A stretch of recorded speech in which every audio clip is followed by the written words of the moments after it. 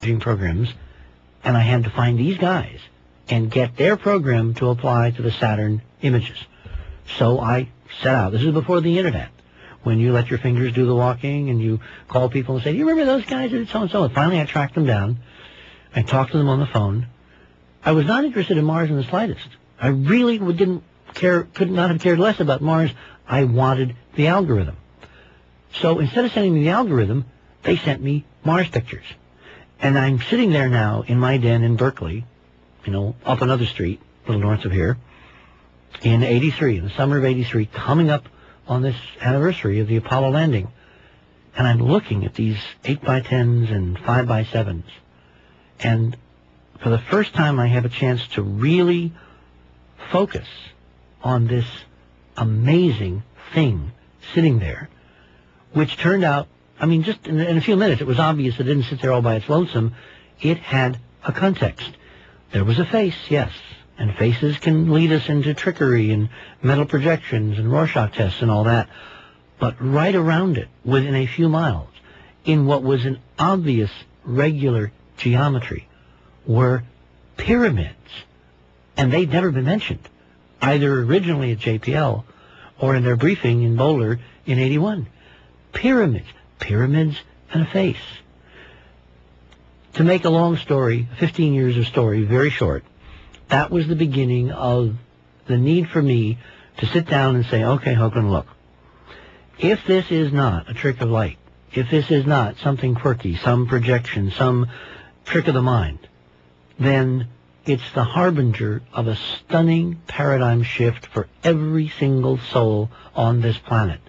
And nobody has done the work necessary to find out. Why don't you take a few days, weeks, months, however long it takes to get to some plateau where you can make that decision and try to figure it out. And 15 years later, I'm still figuring it out. And thank goodness you're here in the KPFK studios.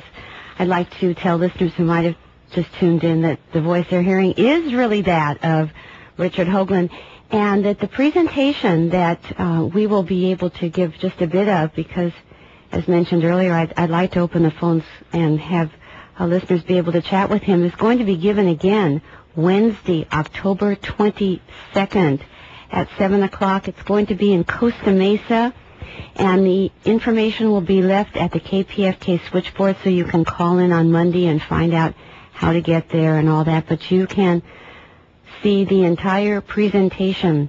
There's actually an information number, which is 714-520-4836. That's 714-520-4836. This started out as a favor for a friend of mine who's on the MUFON board down there. And before I knew it, they had kind of gotten into a P.T. Barnum, all stops pulled out and, orchestras and spotlights and helicopters and all that. Apparently they're expecting several hundred people. And what we'll do is, in addition to what we did in Pasadena, we have more data and a couple of surprises. And if people want to join us, it's going to be that night on the 22nd at the Newton Neighborhood Community Center in Costa Mesa. And again, the information number is 714-520-4836. So why don't you tell us a bit about what the presentation is, or something that you would like our callers to respond to? Well, what I described a couple of minutes ago was, in many ways, a very naive introduction on my part to what has turned out to be an incredibly interesting, exciting, captivating, and frustrating epistemological puzzle. Epistemology is basically the question, how do we know what we know? And what I did not begin to realize when I started looking at these pictures and trying to figure out how we could answer this question, is it a trick of light, or is it statuary? Is it monuments? Is it ruins? Is it an ancient alien culture next door? Is how loaded the questions were with cultural prejudice, with academic narrow-mindedness, with NASA obfuscation, with hidden agendas like mines all over the field that one has to tiptoe between very carefully. I mean, my initial model was, if people weren't looking at this and asking the right questions, was just because it's too incredible. I mean, no one, including me, could possibly take this seriously. But after I began to really dig into it, and after I put together the first of several independent teams now of scientists and artists and historians, and I mean a real multidisciplinary approach, and after academia has responded in the form of Dr. Stan McDaniel's elegant peer review of our work a couple, 3 years ago, called the McDaniel Report, which is several hundred pages with extensive footnote and documentation of not only our work, but the work of the colleagues on our teams and other independent people, starting with DiPietro Molinar. And when he sent this to NASA headquarters, an esteemed member of the club of academia, he was chairman at that time of the Department of Philosophy of Sonoma State University. So, I mean, Dr. McDaniel was not a non-entity. The fact that he sent this very carefully researched year-and-a-half report, couched in the most academic of language and footnoted in all the possible ways that good scholarship should be, and he sent it to the Mars Observer Program scientist at NASA headquarters, Dr. Bevan French, with whom he'd had a reasonably friendly discussion of some of the key issues. And there is, to this day, no official or unofficial response, and this was 93.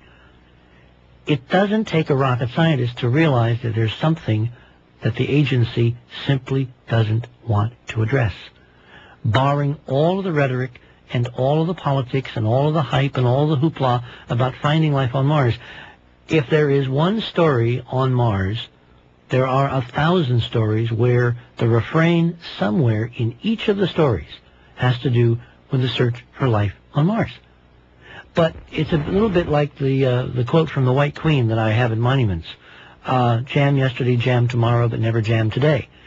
We seem now, after 15 years of looking at the politics of this, that we have a space agency, meaning a lot of individuals at the scientific level, the engineering level, the secretarial level, the janitorial level, at all levels, who would like to think about Martians, think about aliens, think about life yesterday, tomorrow, but not present on today's data. Not within the grasp of current epistemology to ask the right questions and get the right answers. And in this case, the questions that we should be asking are pertaining to the mission that just went into orbit on the night of September 11th, which is called Mars Global Surveyor. We have 2 missions now mounted by our space agency with our money currently on or orbiting Mars. One is Mars Pathfinder, which got there and landed on the 4th, and the other is Mars Surveyor, which got there on the 11th of September, and by March of next year will be in position to do synoptic photography of the entire planet from its 2-hour, couple of hundred miles upstairs orbit. And one of the key things that we and others in the search for the validation of the proof or disproof of the Cydonia hypothesis, the intelligence hypothesis, that the face and the pyramids down there at Cydonia are really ruins, what we have asked and asked and asked till we're blue in the face is, look, simply take the damn pictures. This mission, these cameras will take pictures something like 30 or 40 times better than the pictures we had in 1976. And instead of a enthusiastic, you guys are doing it by the numbers, you're asking for the right thing, which is a test, you obviously have done your homework, there's been peer review. In other words, we've touched all the bases. Instead of an agency which says openly, okay, we will test it. Instead, what we've had, and what you can see in meticulous detail recounted on Dr. McDaniel's website, among other places, is an extraordinary political obfuscation of the key issue. I have been following or have been involved in as a consultant or have covered, when I was with Cronkite and CBS, NASA for something like 30 years now. This is a space agency which made the impossible look routine. You know the old joke about the Marine Corps? You know, the difficult we do immediately, the impossible takes a little longer. Well, that's NASA. That's the NASA that we all grew up with. The NASA that made it look easy to put men again and again on the moon in fulfillment of this incredible dream. This is an agency which, apart from its stunning achievements and superhuman efforts and pulling rabbits out of the hat over and over again, that when it comes to the simple question of will you take new pictures of the face and pyramids on Mars, they will give you long page after page after page of technical excuse why they can't guarantee even one picture in 2 years of Cydonia, of the face and the surrounding pyramids. And it ranges from the camera can't be pointed to the orbit isn't adjustable to there may be dust storms to they can't target the timing of the orbit to they may not have enough room on the tape recorder to the computer might be locked. I mean, every possible excuse has been put in the way of the simple, elegant, and fundamentally scientific proposition, which is you have an outrageous hypothesis, simply test it, take new pictures. Which, of course, even before the current Pathfinder mission, had many of us suspicious of the political motives of those people putting out all the obstacles, when in the past we've had astonishing, major technical miracles where the agency has said we're going to do it, not we're going to try to do it, and they did. Interesting that you haven't even started to talk about what's been discovered in this the landing. And, you know, the pyramids were actually before I got interested in this. And it's like, oh, yeah, those too. But I'd like to, there's somebody who's been persistently trying to call, and I'd like to ask listeners just to wait a little bit, and we'll tell you when to call in and talk to Richard Hoagland. But talk a bit about what's up there that is actually, as you've said in your presentation, is there for all of us now to see and figure out for ourselves. But before people go to their computers and access the information via the internet because it's on there, why don't you give a preview of what Pathfinder revealed? Well, you know that I'm well known for setting context. In fact, there are other talk show hosts that sometimes would prefer that I did less context. But this is such a complicated query, and it involves such fundamentally disturbing information, particularly the politics of it. To me, the evidence is fairly straightforward. What is disturbing is to find that there are major segments of the system we have trusted, which now incontrovertibly can be proven to be keeping us from the information we thought we'd paid for. And when I say that, I want to be very clear and laser focused on what I mean. The mantra that I have invoked in terms of NASA over and over again is that most of the system is honest, meaning that 99.9% of the 20-some thousand people who currently work for NASA, be they up the street here at JPL or at Goddard or NASA Ames up in Mountain View next to in the Bay Area, or at NASA Lewis or in Houston at Johnson or at the Cape or any of those 10 or 12 centers that NASA maintains around the country, 99.9% of the engineers, the scientists, the secretaries, the administrative people, the managerial people haven't a clue as to what this system is doing. It's that 1% or less than 1% who apparently know and fear the implications of verification of this very simple, testable truth that are able to manipulate the rest of the system for one very elegant reason: trust. They are using the trust of the system to manipulate those who are trusting them to tell them the truth. And this is now not just a theory, but as of September 11th, here in Pasadena, down the street from where they were having a party at JPL with a lot of news people, coincident in time with the placement in orbit of this spacecraft, Mars Surveyor, we laid out, and I guess Roy played the tape so you could hear it on the show the other night, evidence, incontrovertible evidence, that not only are images coming in from the current mission on the surface, Pathfinder, which are pretty astonishing and pretty amazing, but that those images, for reasons that are completely inexplicable in terms of all the current discussions and press conferences and posturing of NASA, are being changed. They're being altered. They are literally being covered programs, and I had to find these guys and get their program to apply to the Saturn images.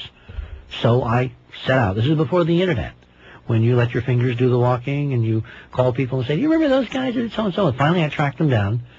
I talked to them on the phone. I was not interested in Mars in the slightest. I really could not have cared less about Mars. And for the first time, I have a chance to really focus on this amazing thing sitting there, which turned out, I mean, just in a few minutes, it was obvious it didn't sit there all by its lonesome. It had a context. There was a face, yes, and faces can lead us into trickery and mental projections and Rorschach tests and all that. But right around it, within a few miles, in what was an obvious regular geometry, were pyramids. And they'd never been mentioned, either originally at JPL or in their briefing in Boulder in '81. Pyramids and a face. To make a long story, 15 years of story, very short, that was the beginning of the need for me to sit down and say, okay, Hoagland, look, if this is not a trick of light, if this is not something quirky, some projection, some trick of the mind, then it's the harbinger of a stunning paradigm shift for every single soul on this planet. And I wanted the algorithm.